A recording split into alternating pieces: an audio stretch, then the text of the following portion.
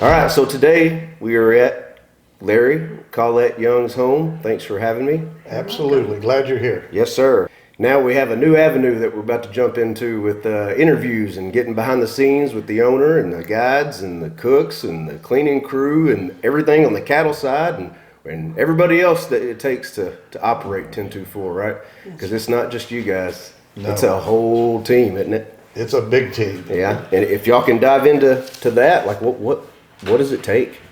I think the biggest thing, our customers come out here and our major goal is, the hospitality.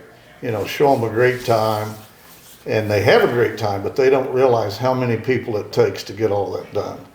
Not just while they're here during the hunting season, but that these young men that work out there work the entire season, day and night. Absolutely. 24/7. They're in having a nice dinner after they've shot a big buck, and those boys are out there in the cleaning shed cleaning. Yeah. They're getting everything ready for the next morning. Mm-hmm. After they've had their dinner, the chef's already working on what's going to be for breakfast, planning lunch and supper. Our girls are out there trying to get the rooms turned, get everything fresh and clean. Colette's over there with them. She helps them a lot. We laugh and say Colette runs the Chinese laundry. We have laundries going everywhere, keeping everything clean and fresh.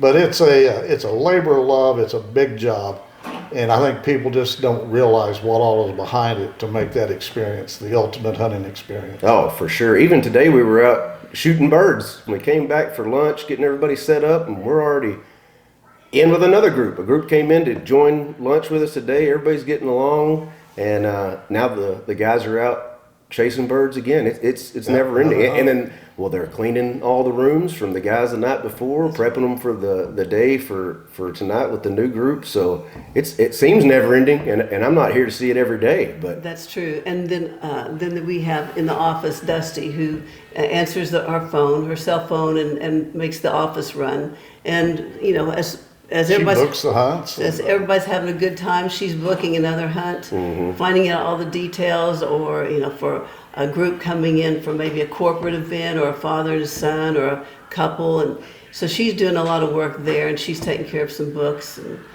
stuff like that. And Chef is in the background, going to the grocery store, prepping food, using a big pit, cooking food, watching it so it's not overcooked. And he knows what he's doing. He does. He's great. I enjoy just going back there filming that stuff. We might be nibbling here and there.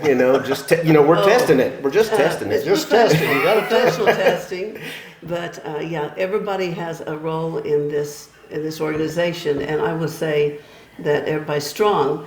Today I was talking with a guy that Richard, who takes care of all of our properties, and he was telling about a hot water heater that had gone out, and he was taking care of that, plus some other items that had gone awry, and so he's juggling a lot. Yeah, his job, Richard's a facilities manager, and there's 7 facilities, so there's something all the time. Oh yeah. So he'll have his list of what he's going to do for the day, but he won't get probably an hour into his day, he gets a phone call from the lodge, from Galen, from Colette. Something's went out. That's right. And he's there instantly. The guy can fix anything. Oh, I believe that. One night there was a really bad storm, and we had the lodge was full of hunters. Everybody's having a good time. Power went out.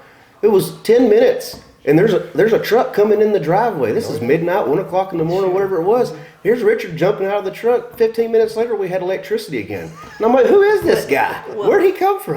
Which brings to the point that something's always happening that you have to do for the next season.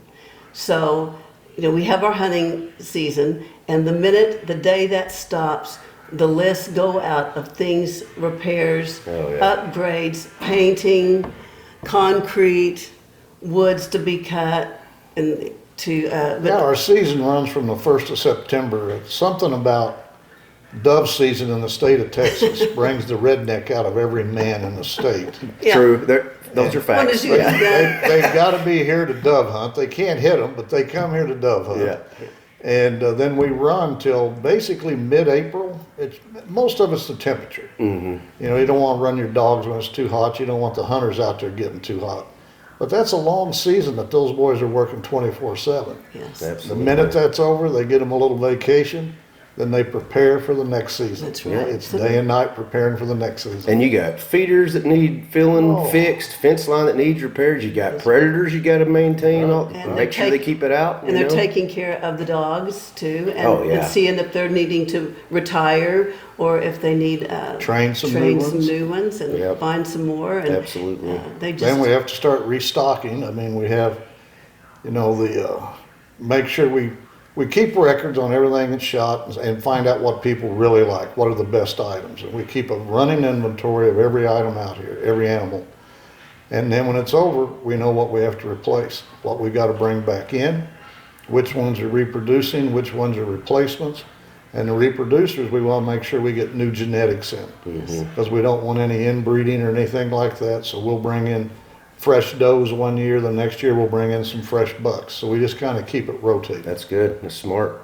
And it's not just hunting here, right? We got cattle, we got beef sales now, fishing. we got fishing. Yeah, there's all kinds of so my boy comes out here, he's 4 years Really? old. Hey, he just loves running around looking for sheds. Yeah. Like as soon as we hit, can I go run? Can I go run? Yes, sir. Yeah, let's Get go. out there. Let's go find some sheds, Yeah, that's another one. The fishing people, they love to come here and fish. They just can't believe the fish. That's a lot of work too. There's some toads out there. We some have big ones.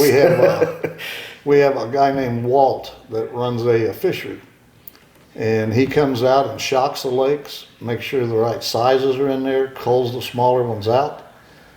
We feed shad during when we need them. We put tilapia, because tilapia they spawn every 30 days. The bass don't eat the tilapia. The bait fish eat the tilapia. Then the bass come and eat the bait fish. So we put those in, and in the winter we put rainbow trout, because once it frosts, tilapia don't spawn anymore. That's so we crazy. put rainbow trout in, which bass love. Who knew all that? Like, did you know that? Did you find that on Google? Let me tell you something, Taylor. Okay, so I grew up in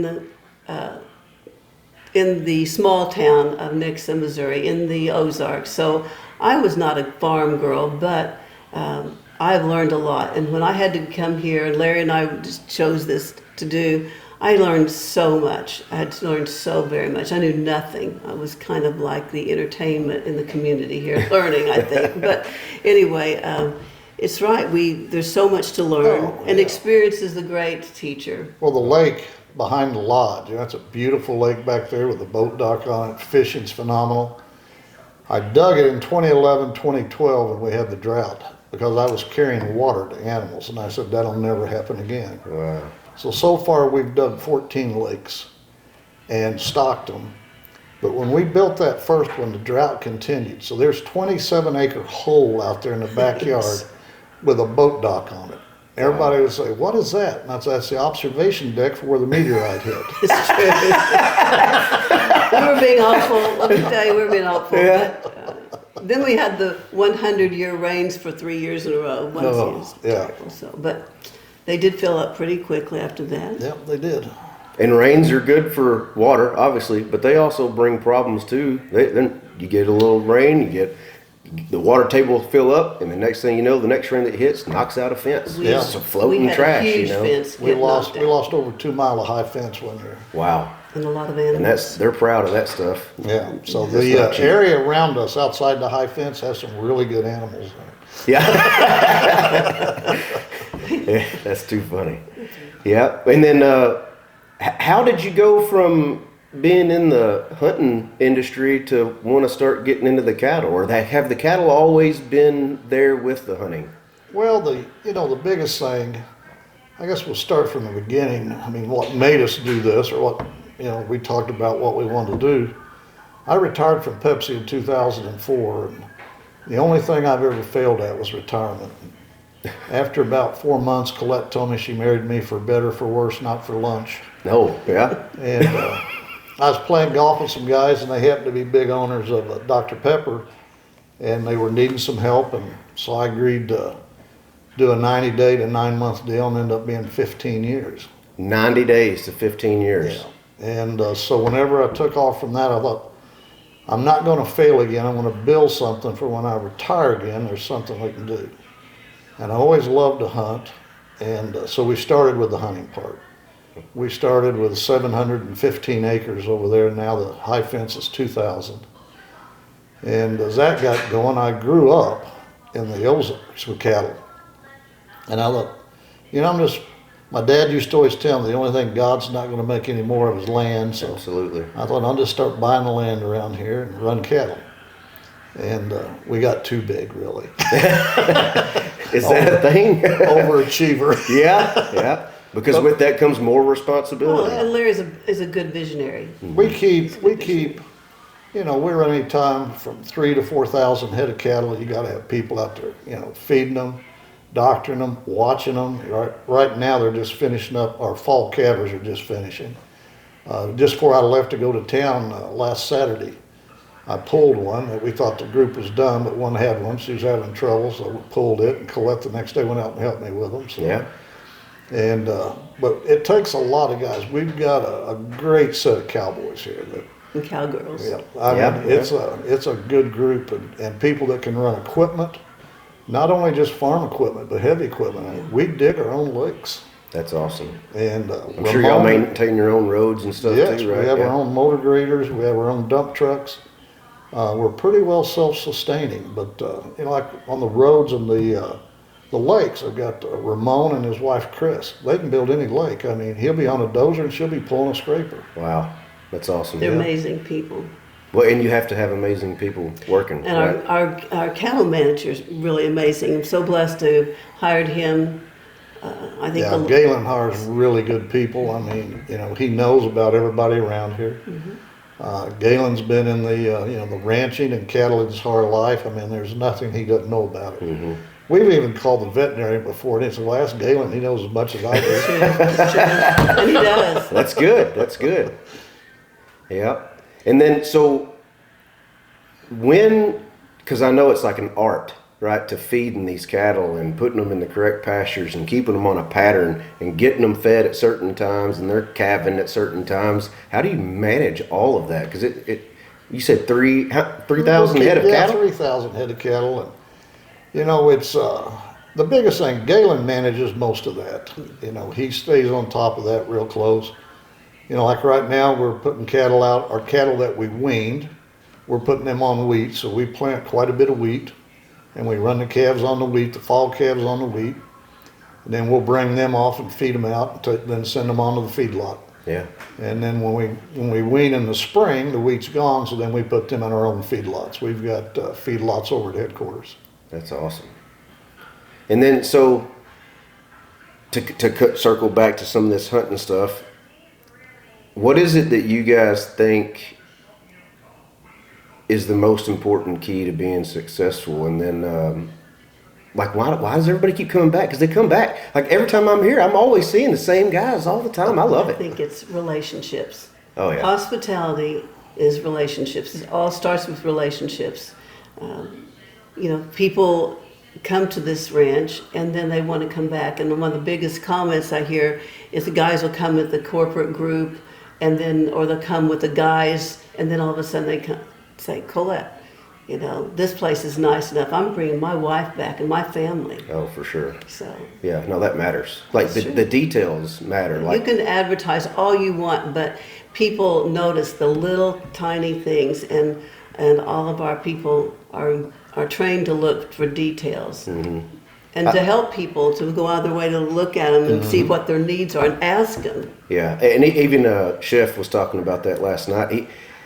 There are so many return customers and people that he has made certain meals for that they don't even ask and they don't even know what they're getting, right? But then they walk in, they sit down, and he serves them a meal that he remembered that they loved that much, or they had asked for, or heard. I think it may have been last night. Somebody got a meal, and they were like, "How did you know that I like this?" And he's like, "The walls whisper." And it's awesome because they weren't expecting it, right. Yeah. It's great. And those relationships, even in the hospitality side, from that into hunting, you're maintaining relationships in the off season, during season. You're getting phone calls from guys. It's constant that if you don't have those relationships and you don't have that trust, that it's going to come back and bite you in the end. So it's always more important to be building relationships. I tell every one of our guys, no matter what we build out here, what we have, equipment, the animals. Nothing moves till you have that customer. That customer makes it all possible. And so they get relationships with every one of the people out there. I was visiting with Sherry, the head housekeeper, the other day, and she said that the biggest thing she enjoys about her job is meeting all the new people. Oh yeah, Yeah. for sure. The world is coming to us. You know, it's a pretty small world out here in the country. So when the world's coming to them, they're really pleased. And we have a lot of people from just everyday people that are walking around helping our world to CEOs, celebrities, and that's the one thing, we all are on an even keel. Once you put camo on or shooting orange, everybody's the same. We don't care, we don't ask. Everybody's just how you treat people. Yeah, absolutely. And then how did so the beef sales? Can we dive into some of that? Like, Sure. is that something that y'all been slowly working on, or you just jumped into it yet? I know you didn't just jump into it yesterday because it takes too much time. It's pretty much, it's still in its infancy. It takes a long time to develop where you can sell packaged meat. I mean, you got to get your customer base built. You got to get, a continuous supply coming in. And we kind of really started into it with, we were breeding our heifers to Angus bulls, and I just didn't care for the calves just weren't big enough. Mm-hmm. And so we thought, well, we'll try the Akaushi because it kind of bit too full. They're easy calving, plus they bring a premium when you sell them. So in the beginning, we put them together. People wanted to buy them at a premium. Then we got to looking and said, why don't we do it ourselves? Oh yeah. We can feed them out ourselves, package them ourselves. So that's very new. This is our first year into that, so that takes a while to build, but it's very encouraging. Again, like Colette said, it's, the customer is the most important, and the reports that she gets back, it's the best meat they've ever eaten. We're going to repeat, and a lot of them are hunting customers that come out because they're eating it there with Jason, and they just go, what is this? Yes. So that way, at least we're supplying. We don't have to buy beef for the lodge. And eventually we'll get into a pretty good business of selling the beef out on our own. Yeah, absolutely. Do y'all have somebody selling it locally, or do they need to come direct to the ranch? Or would you prefer them coming direct to the ranch? Dusty, it's on our website, and Dusty does most of that, the shipping. We ship a lot of it out. We shipped to Minnesota. We sent 600 pounds of hamburger to Mississippi. We've sent a lot to California. I mean, we ship it everywhere. Yeah. And Dusty's excellent at that. People can come out here. We have a Wolf City grocery store sells some of the meat. In Greenville, there's a store called Sirloin, and he sells some of the meat. And we just got a call from a restaurant in Sulphur Springs that wants to visit with Colette and start serving it in the restaurants. There you go. And that's how it starts, right? Yeah, time. one step at a time. Yeah, absolutely. Well, And you've got to go slow because you don't want to overcommit. All of a sudden you get a big customer and you can't supply them. That's a problem. Oh, So we always want to make sure that we've got enough that, we don't get in over our heads. absolutely.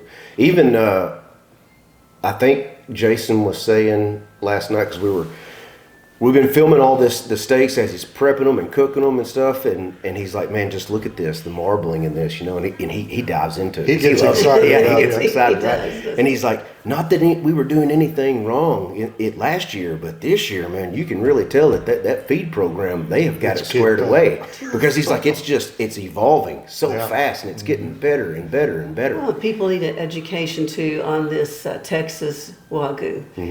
They need to know that it's heart healthy. The fat content melts at a lower temperature, so it's going through your body quicker, not just sticking in your veins. So Yeah. it is a healthy beef. It's a good choice. Delicious beef. It's delicious. We call it, fork tender. It is. People don't believe that. And your lesser cuts of meat are very, very good. And Oh yeah, like a chuck eye is as good as a ribeye steak. yes, so And people so always want the Jason is filet, excellent so, at yeah. teaching people. You don't have to. We do during the summer when we're not in the hunting season, we do a steak night on Friday nights. And people can come out, I think up to 20 or something like 20 some. And it's $50 to come out and eat.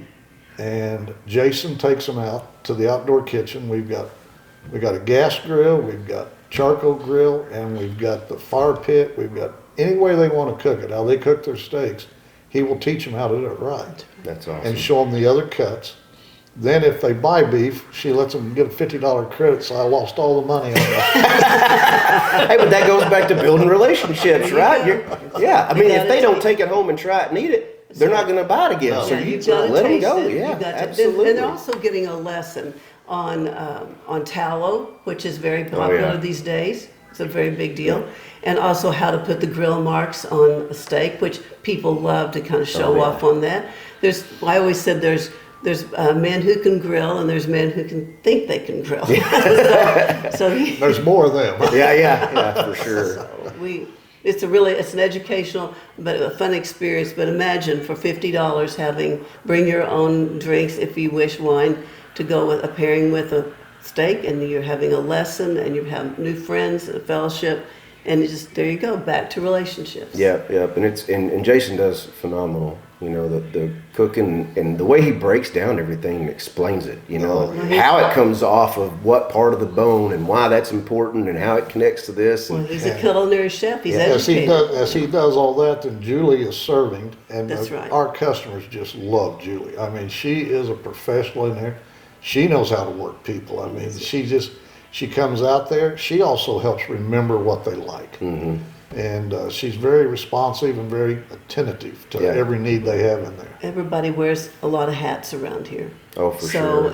So if you're not, Julie, she can greet people. Dusty greets people, and she's there. But Julie greets people, and she serves. She's a decorator. And she decorates. She is she's a florist, so she has that art and talent. She does the Christmas, the fall, and everything. So we always have a different theme when people come in. That's right. And then we have Sherry and Melinda, who not only do housekeeping, but they are also serving sometimes. During we the can day. have a lot of people. We had 70 young men we served one night outside by the outdoor Sulphur Springs kitchen. High School football team. There you go. That's awesome. We cooked 6 briskets and 5 butts, pork butts. And when they were done, you could put the leftover meat in a baggie. I swear. Yeah. Well, She was getting very nervous. She went to the chef and said, "We got some more stuff to cook." He said, "Let's wait and see." Yeah. I was getting a little nervous, yeah. And it's a good time to be promoting this type of beef, and when you say that it's heart healthy, because I think as a generation of people right now learning more about their health, because there's so much health problems out there, that people are wanting to eat and put good things in their body, because we've seen what kinds of things happen to us. We get sick more often. Right. Yeah. Our world's going to become very health conscious. Oh, for sure. And when I go to the grocery store, I never thought before the beef I got was probably the healthiest for me or the best. And then you start finding out where some of these meats are coming from, other countries. You don't know their stipulations. You don't know what's happening, and you don't know if it's that hamburger is from 2 different cows, how they've treated them. Yes. We had a customer from Alabama that came out here hunting, and when he found out that we could package his meat as venison and send it to him, he was flipped out. So we got it all set up, had it processed, and shipped it to him. He came back the next year and he said, "I went in for my physical." And he said, "My doctor said, I don't know what you're doing different. But he said, your cholesterol is down, and finally I got your blood pressure down." He said, "We're going to cut your medicine back. What are you doing different?" He said, "I'm eating wild game and beef I buy from 1024 Ranch." Yeah, absolutely. It's lean. It's healthy. real. Like, I mean, me, and I don't like to, I'm not trying to take anything away, but I've been doing this carnivore diet, and I've been eating this beef for a while now, 6 months. And bacon, eggs, I haven't been sick. I have so much more energy. Yeah. Like, I don't, Nothing there's no processed. more slag in my day, or I hit that 2:30, 3 o'clock, and I'm tired. I don't need caffeine all the time. Well, at 2 o'clock you need a Dr. Pepper. Oh, yeah. 1024. Yeah, here we go. So to that, right, is that where the 1024 came from? Yeah. Whenever I bought the ranch, was trying to think of a name, and I heard that there was a 1024 Ranch radio station that was back in the 40s. And so Colette went to researching it, and we found out we could buy the name. And so I bought the name, and we named it 1024 Ranch. That's awesome. Well, and then it's very big in Texas. in the Oh, South. Dr. So Pepper, people yeah. kind of remember that. Oh, absolutely. But Colette, it's your name on this gate. When I drove in here, I saw your name across the top of that That was Larry's gate. idea, wasn't Oh it? yeah, Sweet? yeah, that is Sweet. awesome. And the other funny thing here is that people come up to me and they'll say, "Are you the owner?" And I go, "No, Colette's the owner." And they go, "Yeah." And I go, "No, she's sole proprietor of this whole thing. Yeah, Cattle and the hunting. I mean, I did my deal. And she's sole proprietor. And it took a while for people to believe it. yeah. Some of the rednecks go, "You let a woman run that?" Oh man. So she runs it pretty good. Yeah, You're coming back, aren't you? yeah. Well, I will say that I'm with these guys all the time out here, and everybody brags and appreciates on their bosses. Like that's they're nice too. constantly saying that they have the Thank you. greatest bosses, and it's so easy to work here. They love being here. Everybody stays out of everything. You guys have high expectations and high standards of work to be done. Y'all have clearly put that down to them. They know, they operate, they execute. You Yep. know, and it works, and it's been working. No, it's a fabulous team. Yeah. It's a great I team. think it's the best this year we've ever had. And it's a learning curve, and people, if you give a lot to them, they give a lot back. And the best bosses I ever had were the ones that had faith in me. And we have faith in our people, and they do a great job. That's awesome. That's all you can hope for. Especially Right. if you're the employee, you just want someone to know that they appreciate you. Yes. You know, and that'll carry you on. And listen to them. Yeah, yeah, because money will come and go, tips come and go. You got bills to pay, but as long as you're working with people that love you and appreciate you and value you, and you're doing Well, it right. we're out working. I mean, Colette works every morning with me feeding cattle, and we have hunters there. We pull in and see them. We see them coming back in. We stop in, drop, see them. At dinner, she'll run over and see them when they're having their dinner. And that means a lot to them. Yeah, They let's go care. build a bonfire out in back. In the beginning, they would, I'd come in there and load my truck up with ice to work all day, and they all thought I was an employee. And they said, "You work here?" "Yeah." "Oh." Yeah, absolutely. We all do. We all work here. Everybody works. Yeah, I mean, it takes everybody.